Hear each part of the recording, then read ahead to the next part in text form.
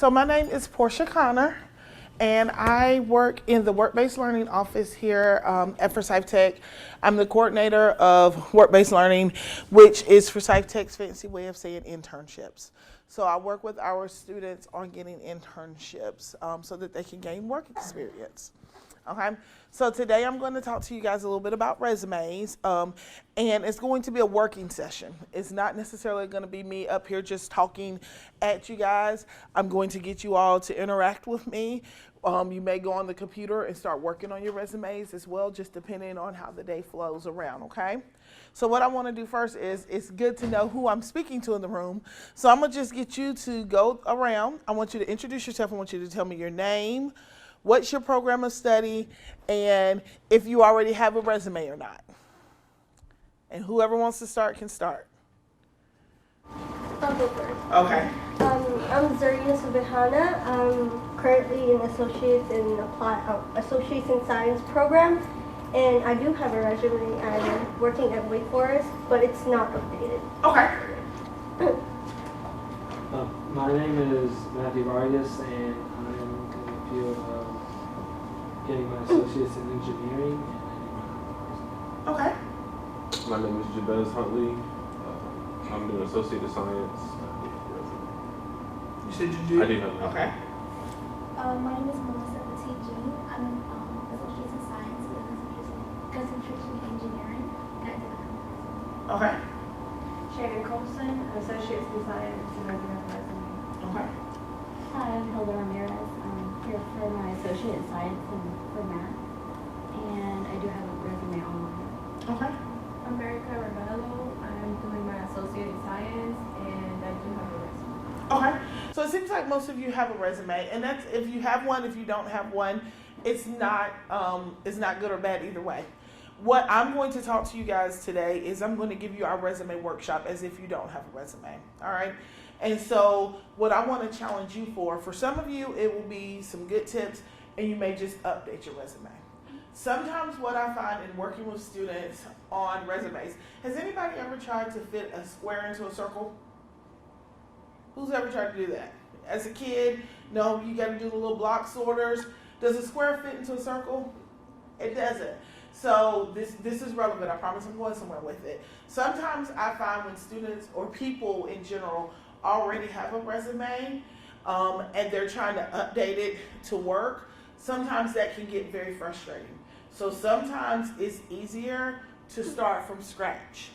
Okay, I don't know how your resumes look right now, so I can't tell you where you need to start, but I would try to challenge you to keep an open mind as we're going through the session. Can you update your already existing resume to work for what you need it to work for? Or is it a thing where, you know what, I just need to start over, and that's okay, because I find that sometimes students spend so much time trying to rework their resume, they really could have just started over. And I get it. You've put a lot of time into your resume. You don't want to just be like, oh, I don't want this anymore.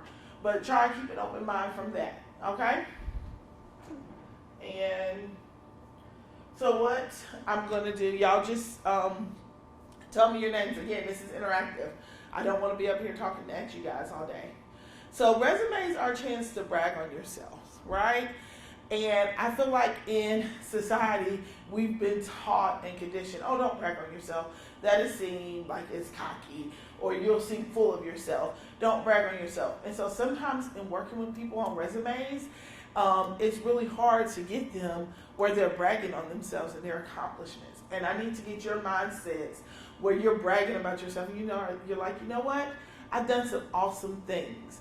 So now I want you to tell me something that you've accomplished, big or small, from volunteer work, school, or employment. But just go around and tell me something that you've accomplished that you feel very proud of. Jabez, I'm going to pick on you because I know your name. Sorry. I guess I can say I was accepted into this program. Was a small thing, like instant, or probably I want to say championship when I was a freshman. You want the state I want to say championship in cross country. Okay, so that's a good accomplishment. I have another accomplishment for you. What? You're going to graduate with your high school diploma and your associate's degree at the same time? That's an accomplishment. All right, who else wants to tell me an accomplishment? Now's your time. Brag on yourself. I have a NASA Aerospace Scholarship, 17, and have been a representative for them since then. I'm not going to share. Oh, wow, that's a big accomplishment. All right, who else? Brag on yourselves, guys.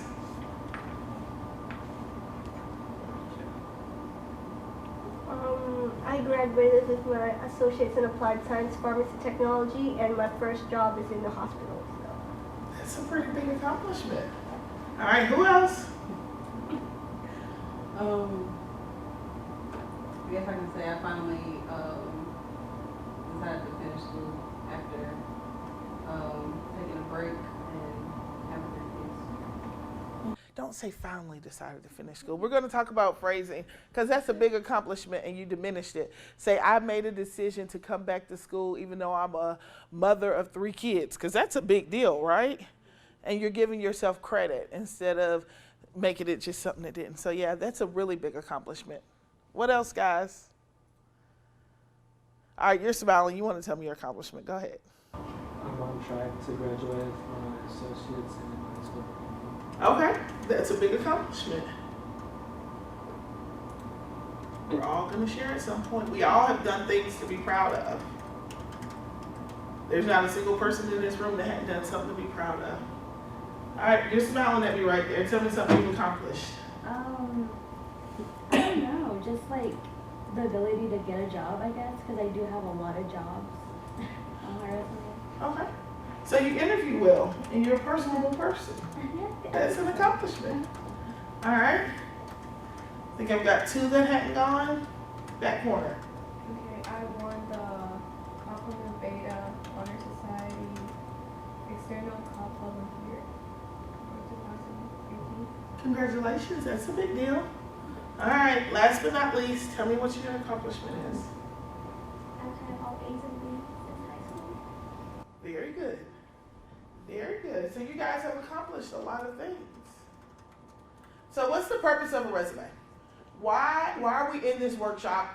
Why do we have resumes? Is it just something fun we did? To give a basic overview of what you've done so far. To give a basic, and why do we want to give someone a basic overview of what we've done so far? What is the end result? What do we hope our resume gets us at the end of the day? Yeah, or it showcases your skills, you're a career changer, it gets you an interview, right? So it's what's going to get you in front of the employer, or if it's going for a scholarship, it's going to get you in front of the scholarship committee, right? It's what's going to take you to the next step. So that's why we do a resume, all right? Fun fact, how long do you think employers, and again, I normally do this presentation for students looking for internships. So how long do you think most employers spend looking at your resume? 30 Minutes? A few minutes? You said 30 minutes? 30 to 15 to 30 minutes? It's a scroll. Let's like, It just looks a second word. Yeah. 7 seconds. About 7 seconds. So within 7 seconds, you've got to sell yourself so that they say, you know what? They're worth pursuing. Let me look at it again. Now, that's not to say that they won't look at it again and get more information, but in determining whether you're worth a second look, they're going to spend about 7 seconds. So you really want to spend some time on your resume so that it's a quality document, so that within 7 seconds, an employer, a scholarship committee, or whoever says, you know what? I want to look at this person further, or I want to interview this person. So there's 2 kinds of resumes, all right? There's chronological resumes, which is what we all know, which for all the people that have resumes is probably what you have, okay? It lists your previous employment, your duties, and it's by date. So you say from June 2018 to May 2019, I worked at Lowe's, and these are the things I did. And you go on to the next job, and you list each job, and you list what you've done. How many people in here that have a resume, your resume is a chronological resume? The vast majority of people have a chronological resume. That's the sample of a chronological resume right there. Okay? Okay, so it lists the date, it lists the jobs. Then there's the functional resume. It's not as popular of a resume type, but what your functional resume focuses on is your skills and your strengths. And it capitalizes on the work you've done in paid and unpaid settings. And it's good for career changers. So it's good for people that may have been a teacher for 10 years and then they decide they want to be an accountant. Okay? It's also good for people that don't necessarily have a lot of experience. So my high school graduates, a functional resume may be good for you because you don't necessarily have a lot of experience, but you have a lot of skills. Okay?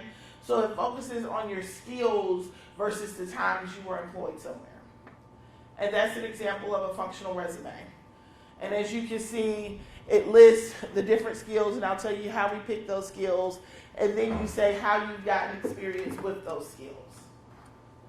Okay?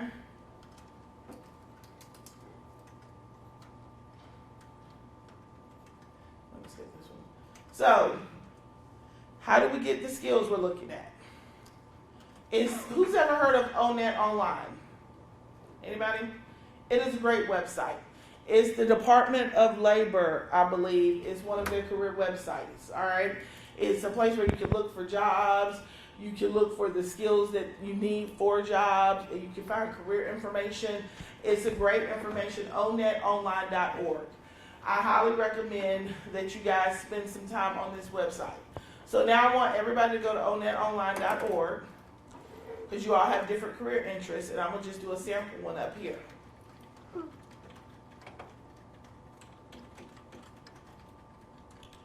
And in the search button bar, I want you to type a career that you think you're interested in. So I'm going to put counselor.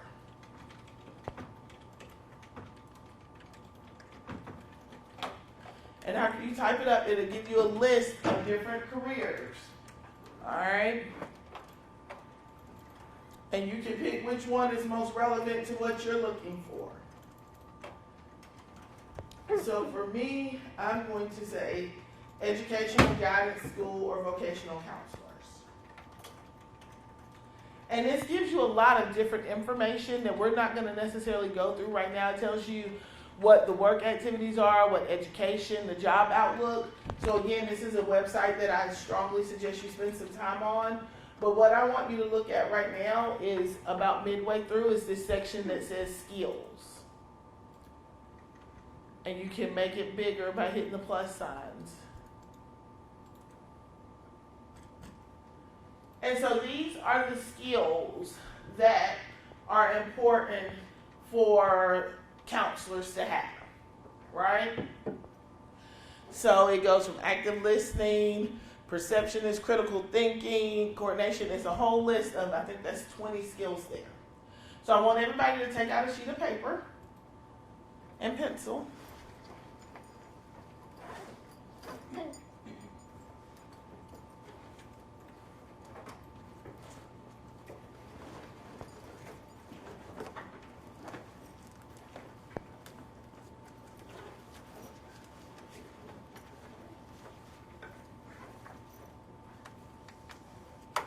And once you have it, I want you to go through the list of whatever career you chose, and I want you to write 5 to 7 down that you think you have experience in and that you could show on a resume.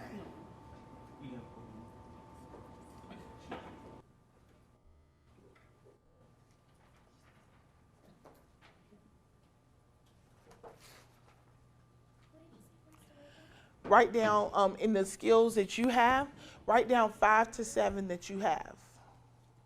All right. And as you're finishing that up, the next slide I have up is a list of transferable skills. All right. Basically, what is a transferable skill? Someone else tell me. What? You know, in between different jobs. Right. Skills that you can use across multiple professions. All right. So even if, again, you don't necessarily have experience in whatever your desired field is, you still may have some of these skills. There's a long list. I'll show you guys where to get all of these documents that I'm using today. But these are just some of the ones that I picked or we picked for this presentation. of transferable skills. All right.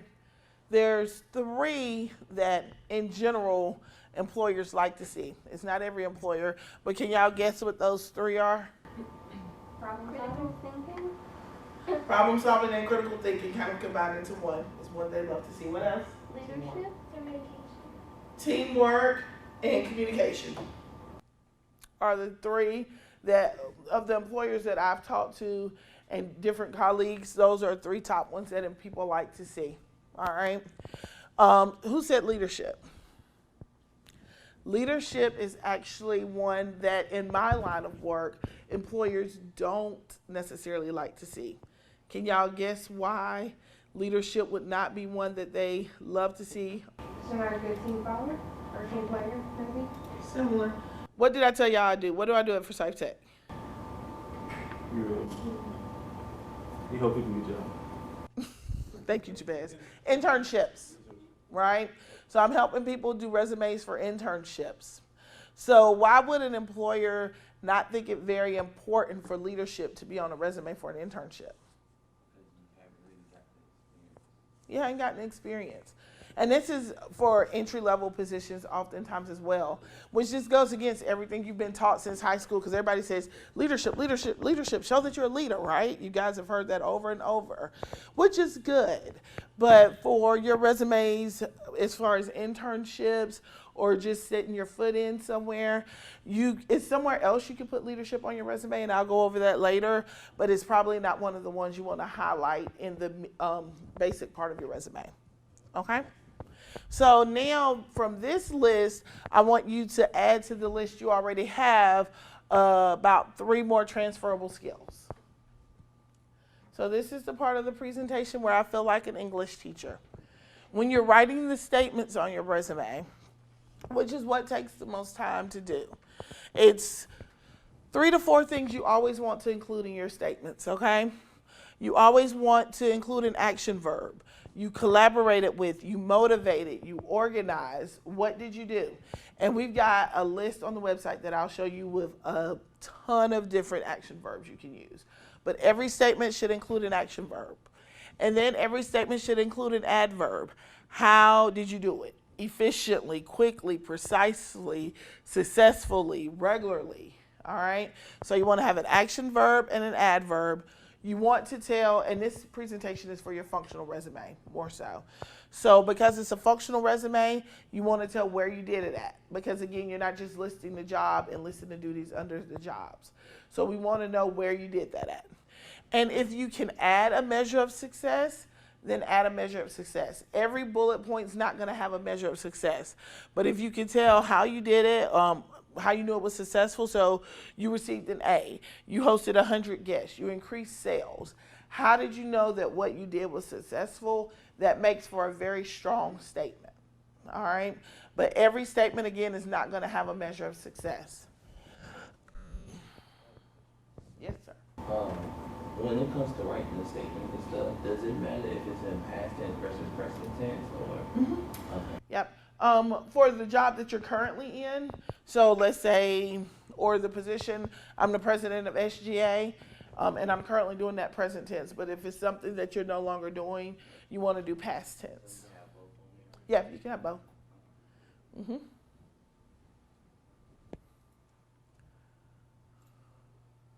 So we're just going to go through some before and after statements of how they were made stronger. So one statement is planned work schedules for employees. Not a bad statement, right? There's nothing wrong with it if you were to see it on a resume, but it could be stronger, especially for a functional resume, if you say, as a store manager at Target, I regularly developed work schedules for 25 to 30 employees. Right? Because it's showing you did it all the time. It's not something you did just one time. So you know you're good at that. You did it for 25 to 30 employees. It's a lot different to schedule 3 people versus 25 people, right? And then you told where it happened at. So another statement could be, for a volunteer, because again, a functional resume does not have to just be paid work experiences. Some of you guys probably have some great volunteer experiences, and what we do at some of our volunteer sites is equal to that of a job. I know I've done some community service where I'm like, Lord, they should be paying me as much work and time as I'm putting in, right? So you can put those. So this person's resume, they were a volunteer at Second Harvest Food Bank.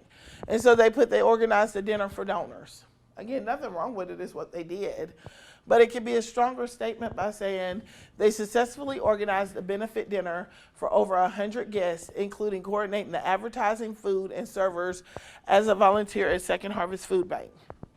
Right? Much stronger statement. Yes, ma'am.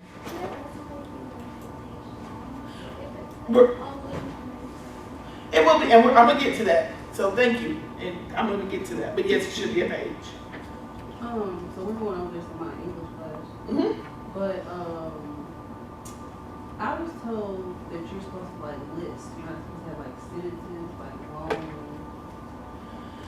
long. With a chronological resume, there is a lot of listing.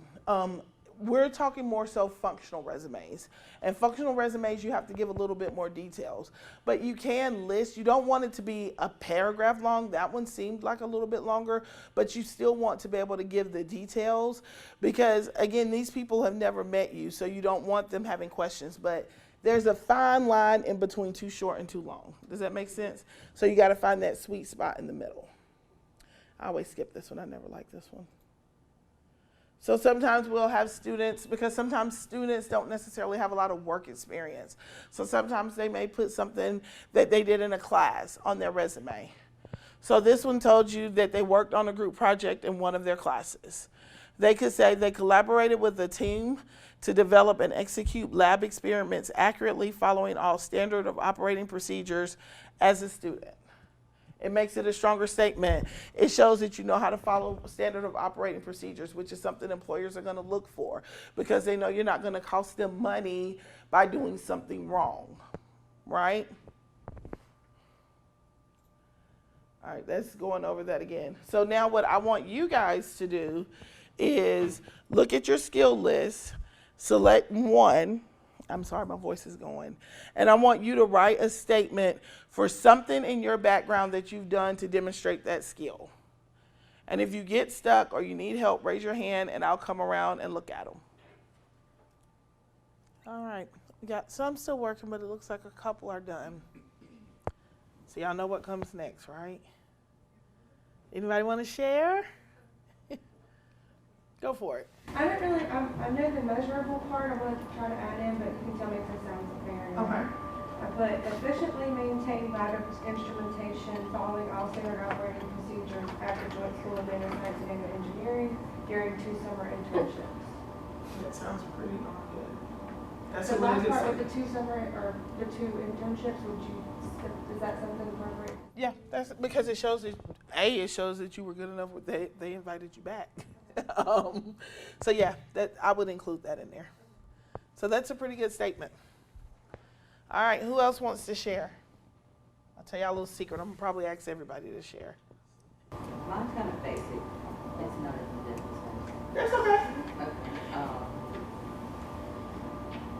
And did it have to be pertaining to school, or could it have been random?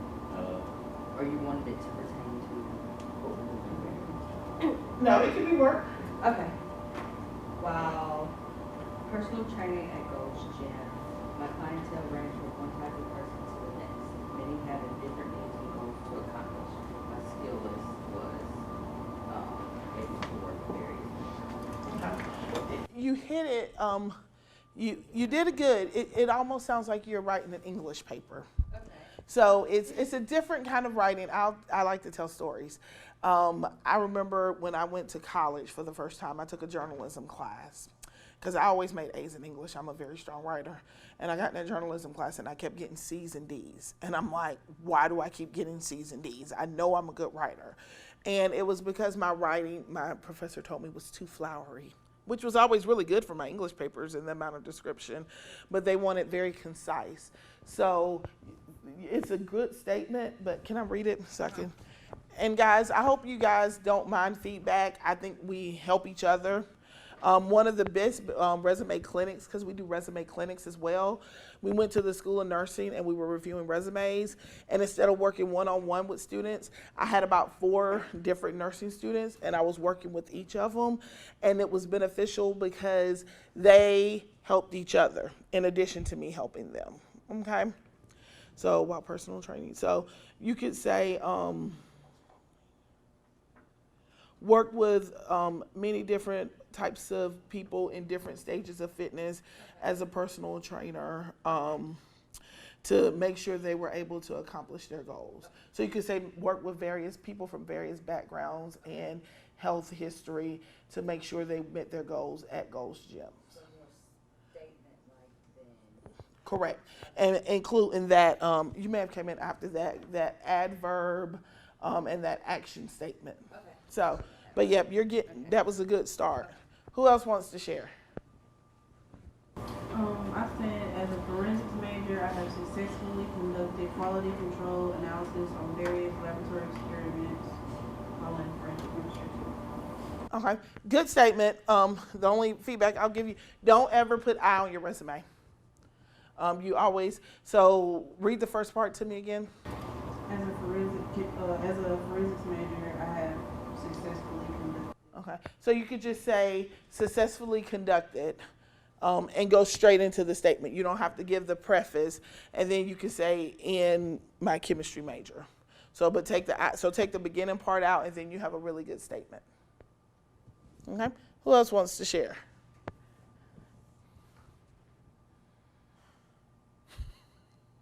Go for it. You sound so enthused. I said carefully monitored 4 and 5-year-old children at the YWCA this choice camp center to ensure their safety while doing activities. Good statement. See, I didn't even have to say it. She's like, that's good. All right. Who's next?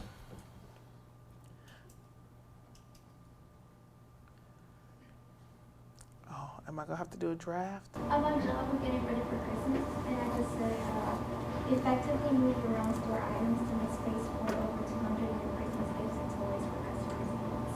Okay. I like it. I want to change that moved around. I don't know exactly how I want to change it yet. So effectively positioned or I don't know exactly. Displayed. Making the most of space, because you want to make it sound good. So how you were able to look at this space. So make the most of a small space by effectively moving things around so that everything could be displayed, so that customers could be. You see where I'm going with it. But yeah, that was a good start to a statement. See, I want to make sure your heads are all working in this direction. So when you go home and you're working on the statements, you feel confident. Who else wants to share? I don't know if I did this right. So, as a technician at Wake Forest, periodically raising concerns to charge nurses when the bedrooms are not in right temperature range. Yep. So you could say professionally communicated with charge nurses to ensure all equipment was okay. Y'all see where I'm going with these, though? And basically just following that formula that I gave you in the beginning.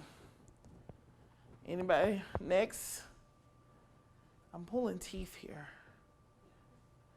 Should I give them a pass? Go for it. I struggled. I don't know. I wrote down successfully set colored and sized clothes on 4-way racks by making the display attractive. Okay. So what I want to pick up on that statement is your attention to detail. So you might want to say, read the statement again. And y'all can help me out too, guys. I wrote it all over, so Okay. Successfully set colored and sized clothes by making the display attractive. I'm Okay. missing something. She can say it. I said the 4-way racks and all that. It's all jumbled. I don't know. So you could say arranged merchandise to where it was displayed, to be displayed for by size and color to ensure customer satisfaction while shopping. These are off the top of my head. I'm sure y'all will go home and make them stronger. I'm sure if I went home and thought about them, because the right statement don't always come to you right away. And that's the other thing. I did not give y'all this spill on resumes. Your resume is it's a live, living, breathing document, okay? It is not something you're gonna work on now and then never work on again. You're gonna always, I just got my job that I'm in now in January. So that means I updated my resume in probably November or December. I guarantee you if I was to open it now, not including the new job, I will find something on there that I'm like, oh, I could have said this better. Oh, I could have done this better. Oh, I should have said this like this. So when you do it, it's never really done. Is I guess what I'm saying about your resume. And so you might start off with a statement and then you may go back to it and say, oh, well, I could say this statement like this. So that's one thing about resumes. The other thing is make sure you have people looking over your resume before you ever submit it anywhere. And actually, I would say have multiple people because different people catch different things. I have one person that I have look at my resume for content, and then I have someone else that looks at my resume for grammar, because I know those are their strong suits and I know I may be missing things. And when I first graduated from college, I didn't want people looking at my resume because I'm like, I don't want the feedback. I worked really hard on this. What do you mean it's not good? And your resume is telling the story of you. So you, like when you criticize my resume, you're criticizing me, right? Or that's how I felt at the time. After I graduated and I didn't get several interviews for a couple months, I was like, okay, something's happening here. No one's calling me back. And I had a girlfriend that was an English major, and I was like, can you help me with my resume? And I made a few changes based off of her feedback, and all of a sudden, people started calling me. Imagine that. So it's really good to get feedback. Use your resources here in this room. Use your teachers and your instructors. They know the field. Use career services. Come see us. We look at resumes. And then again, remember, it's always going to be something on it that you could change or update or make better. All right? Anybody else want to share? Y'all are making good statements. There you go. Previously accommodated a dinner by non-for-profit organization on multiple occasions conducting leadership and organizational skills in the kitchen. So you can say, because you don't want it to be passive voice, you want it to be active voice. So you can say utilize organizational and leadership skills to organize a dinner for, and then the other things that you said. So remember, you're using the active voice and not the passive. You want to make sure that it shows that you did something. So something didn't just magically happen. And this goes back to the point of us bragging about ourselves and what I was getting at in the beginning. We write our statements because we don't want to show I made this happen or I did this. And so we'll use passive voice to say this happened. No, it didn't just magically happen. It happened because you were on the phone. It happened because you spent hours on those racks arranging things by color. So you want to show I made this happen and I did this, right? So there's lots of times in life to be humble. Doing your resume is not one of those times. Okay? All right, last sharer. So I did one for volunteering. Okay. And I wrote, help host over 75 guests at the March of Dimes Chef's Auction 2018. I will sustain them by greeting and sustaining conversation with guests. It's a good statement. All right. So y'all have good statements. Oh, you barely heard her. You want to repeat it? I said, help host over 75 guests at the March of Dimes Chef's Auction 2018 at Winston-Salem by greeting and sustaining conversations with guests. Okay. Oh, I didn't see you. I didn't pick on you. You're trying to sneak in there. Go for it. All right. As a tax auditor at office, promptly updated clients regarding their audit status with the IRS. Oh. That's a fun job, I bet. All right. So those are just some sample points. You guys are going to go home and you're going to work and you're going to write more statements, okay? But it gets you into thinking right. So formatting rules. The basics of a resume. 1 page, all right? No, I don't think anybody in this room has been working long enough, with exception to your math coach maybe, where your resume should go over one page. For the first several years in your career, your resume should still just be one page. Eventually, after you've gotten several years in, you can go over one page. But your resume, you need to keep it to one page. If you're over one page at this point, then you need to figure out what you can take off or how you can format differently. But you need to keep it at one page. Because again, how long are employers or people in general spending looking at your resume? 7 seconds. So more than likely, they're never even going to flip to the second page. Okay? You need to make sure you have consistent headers. I'm going to pull this up, actually. If you go into TechLink, everybody knows TechLink, and under academics and work-based learning, here, I'll show you how to get to it. Maybe SharePoint. So, am I in students? I don't like the new TechLink, guys. I'm sorry. I don't know how to get to it. But if you go under academics and then you go under work-based learning, it brings you to our page, and then we have a documents folder. And then in the documents folder, it's a form called student forms. And in here, there's the list of action verbs. So if you feel like you're saying the same thing over and over again, look at all these different action verbs you can use so you're not using the same one. So that's on there as a resource for you. The same thing with the list of adverbs. This list of transferable skills with even more on it. Today's PowerPoint is on here, so you can go home if you don't remember. And then we also have a basic, I'm going to go with functional resume. You actually can download this and just type right into it if you would like. Or if you have a format that you love, you can update that. But if you don't, you can download this and literally go right into it. So your headers, they need to be consistent. So the objective, the education, the strengths, the language skills, they all need to be the same font, the same size, same capitalization. You need to make sure you're consistent. I'm so sorry, I don't know why my voice is going. Your font needs to be between 10 and 12 points, all right? You don't need to make it 8 because you're trying to stay on one page. If you've got that much, you need to take some stuff off. So you don't need to make it too small because they can't see it. You don't need to make it 16 because you don't have a lot of experience, so you're trying to make sure you have a page, okay? You need to stay between 10 and 12. And it needs to be a conservative font, all right? No Papyrus or Comic Sans, or do your Arial, your Times New Roman, your Calibri, Cabria, a very conservative font. The top of your resume should have your name. Your name should be bigger. I had a resume come in for me to review this week, and I promise his name was about 50-point font. It was huge. Your name should be bigger. Your name should not take up your entire resume, okay?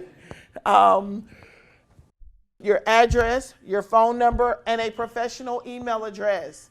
This is not the time for your cutiepie25@gmail.com email.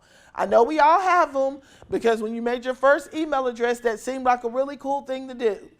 But if you do not already have an email address that is professional, that consists of some part of your name and maybe some numbers, now is a good time to create one for your resume. You can always use your Forsyth Tech email, but the thing is, whatever email you put on your resume, you need to make sure that you're going to check that email. Okay? And your phone number, you need to make sure your voicemail is set up. You need to make sure your voicemail, you have room to leave messages. Do you know how many people I call and it says they don't have enough space in their mailbox to take a message? Imagine someone calling to offer you a job and you don't have enough space in your mailbox to leave your message. Or that was my next thing. That was my next thing. No ringbacks. They're annoying. I know it's fun for you and your friends, but when you get to the point where you're looking for internships or jobs, or you're applying for scholarships and people may call you, whatever the case may be, that even if it's classical music, one kid told me, they said, well, it's classical music. It's not like it's rap or anything. Still, who says the person that's calling you wants to hear classical music? So no ringback tones, okay? And make sure your voicemail is professional. All right. I called a student to come in to do a resume review. And her voicemail was, "Hi, this is Becky." And I started talking to her. And no, she just said, "Hi." And I started talking. And it's just like, "Ha, ha, ha. This is Becky. I'm out living my life. You should be too. Leave a message at the beep." Oh my gosh, Becky. If I'm an employer calling Becky, I'm like, I'm not going to call Becky back at this point, all right? So those things are fine and fun when it's just your friends calling. When you start applying for things and people may actually call you, I know it's boring. I know it's not fun, but you need to have the standard. This is blank. I'm not available. Keep it simple. Don't be like Becky. No music, yes. Okay, we're going to skip this part. This is what we have our work-based learning students put on for an objective. People debate whether or not an objective is necessary. You'll have some people that say you absolutely have to have an objective. You'll have some people that say don't have an objective. I'm somewhere in the middle, okay? Sometimes I think it's good if you're going for something in particular or you need to explain that. If it's just something in general, then you don't have to have an objective. But if you are applying for NASA, then you can say to get this program through NASA or whatever your objective is. But if it's just general, then don't. If you are in a space crunch and you need space, the first thing I would say take off is the objective.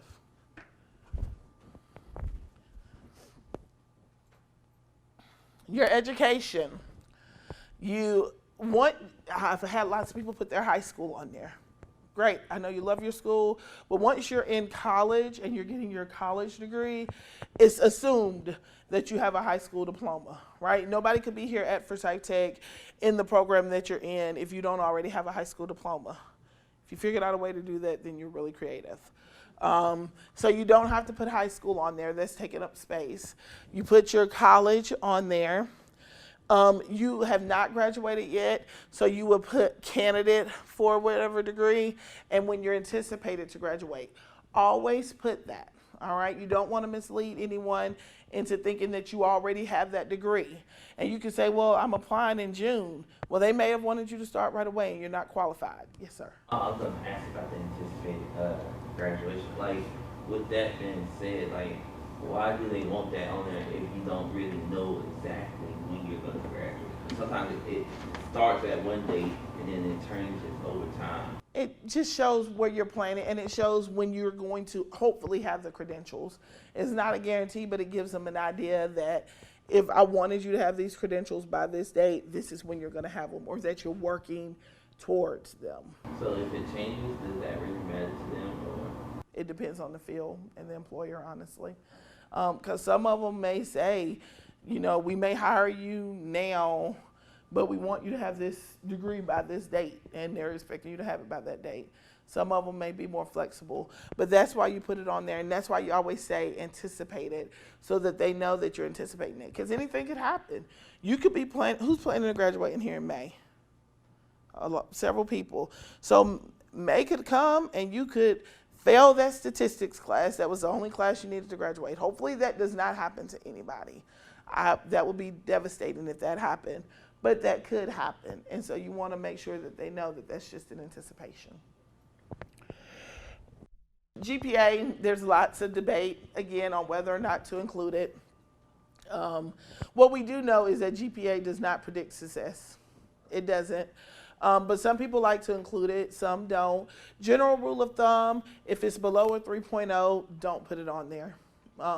If it's above a 3.0, you can. You don't have to. I don't think anyone would judge you. So it's really a personal preference unless it's below a 3.0. If it's below a 3.0, then it's an absolute no. Okay? If you have any rewards, dean's list, president's list, anything like that can go under there. And then you can list related coursework. So who was it that was talking about working in a lab? Biotech. So if you've got some related coursework, let's say you're going for biotech positions and you took, I don't know, lab safety, that's related. So you don't want to list every course that you've ever taken, but if there's some that's specifically related to what you're applying for, this is where you would list them. Okay?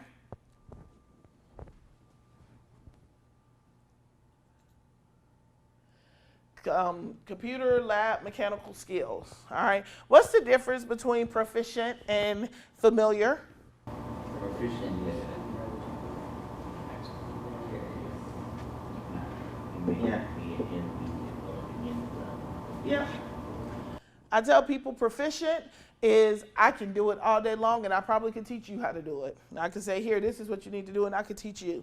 Familiar with is if I sit with it, I could probably figure it out. I may have to Google something to know for sure, but I could probably figure it out because I've played with it before. Be very honest in your proficient versus familiar with. All right.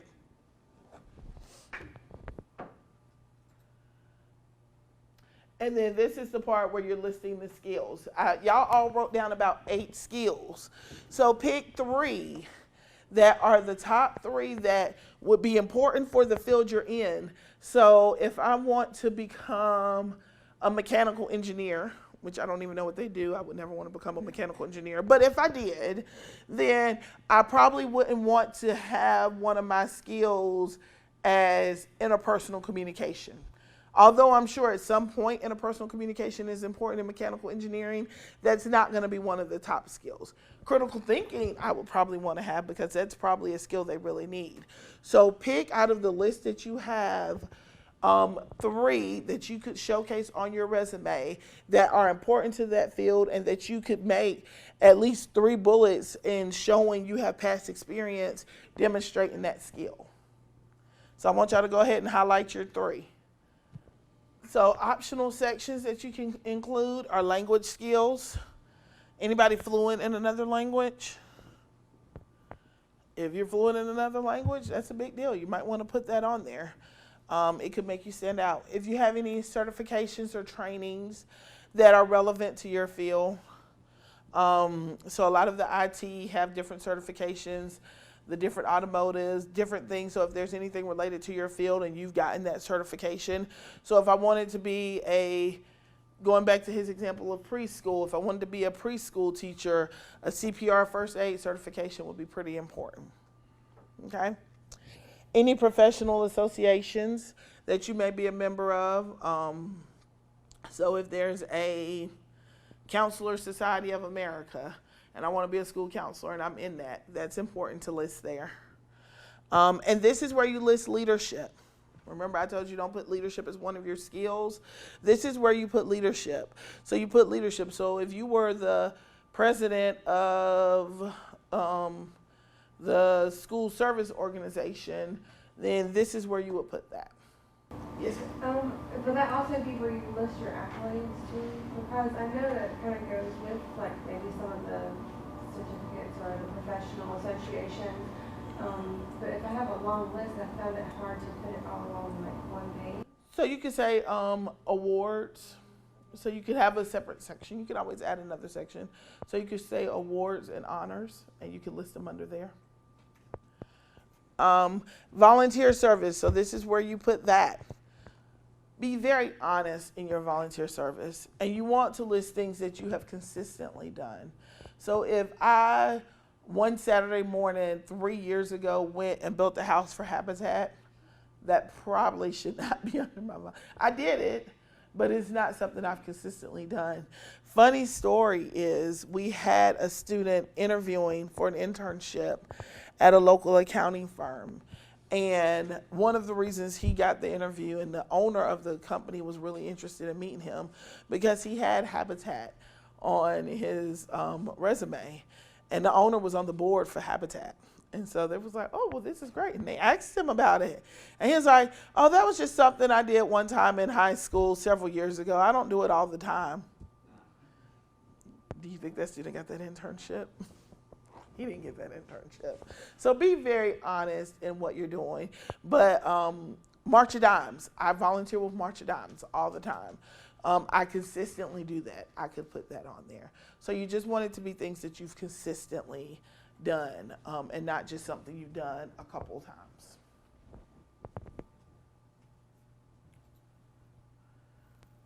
And then at the bottom, and I'm going to show y'all the end result of this again, is when if you're doing a functional resume, because remember you weren't listing where you were getting these experiences at. So at the very bottom is where you list the experience. So if we go back to this outline here, that's where you put the work experience. So you'll know what it was, where you got these things. And so that is your functional resume in a nutshell. Like I said, everyone doesn't do a functional resume. I just recently made my resume a functional resume because I was switching career fields and I was searching for a job in a different career field. And so I wasn't getting the hits from my chronological resume because it was hard for someone to see, oh, she worked with early college and high school students, to she wants to work in internships with the adult students. It was hard for some people to make that jump. But when I showed the different skills that I did, it was easier for them to make that association in their mind. So it's not for everybody, but if you don't have a lot of experience, or if you're a career jumper, or not career jumper, career changer, you may want to consider the functional resume. But the writing of the statements can be used for either resume. Any questions? Yes. Research. Would do that. Will research can that fall under work experience? Because like I was told that sometimes it can fall under work experience and sometimes it shouldn't fall under work experience. It can kind of be its own session. So I was just wondering. I think it depends on what kind and how much. Like if you have just one particular area of research and it's not that much, then I think you could put it under the work experience. If you have substantial research experience and it's in different fields, then I think you make another column, or not column, another area for research. So I think it depends on the amount. So it's like a research topic, but I worked on it for many years. Just keep it under work experience rather than having its own section. I would probably keep it under work experience. You're fine. Go for it. Okay, but it was really nice meeting you. I'll Thank probably you. email you maybe with some help with my resume. Please do. Email me anytime. Nice to meet you. Thank you. You had a question? How long should your actual work experience be? Like, should you limit it to like 5 years or? That's a hard one. Yeah, you can limit it. I need to look at it really because there's no one size fits all. Because sometimes your relevant work experience may go back about 10 years and you're going to want that, or 7 years, you're going to want that on there. In general, I would say probably the last 5 years, 5 to 7 years, no more than 10. If you have like gaps in employment, I need to see it. Do you have your resume with you? Well, I was trying to pull it up, but I think it's just this particular computer's not letting me pull anything up on this computer. Okay. I'll give you my contact information because it's not a one size fits all. Once I look at it, I can say, well, this is what you should have on there and this is what you shouldn't. But I think you're fine going back about 7 years. You don't want to go back too far because it gets to a point where it's not relevant anymore. Like I could say I worked at the Alzheimer's Association when I first graduated from college in 2001, but that was so long ago. The experience that I had in that is not relevant. Things have changed so much. So you want to make sure, I would say about 7 years. Oh, so I know with me, I worked for the federal government. One thing they asked me to do was, even though I had one resume, they asked me to make a whole new resume in chronological order of every work experience I had for the past 7 years. So if you try, like for government jobs, it's always for the past 7 years. Yeah. And in certain jobs, and I've even seen some government jobs that said go back 10 years. And so in certain positions, in certain things that, and that's the other thing with resumes. Like if you're applying for something super specialized, like I know that one of y'all students was doing something for NASA, they're going to tell you what they want. And you follow those kind of guidelines. When I have students that are applying for like federal government internships, the first thing I do is I go to their website, because what I teach for a resume is not what they're looking for in the resume. They're looking for very specific things. So as you're applying for things, always seek that out as well, because certain places or certain groups will tell you, this is what we want. And if you have this, then you can tailor it and you can add to or take away to give them what they want. Yes, ma'am. So as far as, I want to say about 5 years ago, I was doing like temp. Mhm. It's through the company, well, one company, but it was temp. So you know, if one job stops here and then start another, and some of them like a couple months. Would it be feasible to add those, or just Are they relevant to what you're trying to do? not now? No, but that was my, you know, my work experience at the time. So Do you have other experience since then yeah. that's more relevant? Mhm.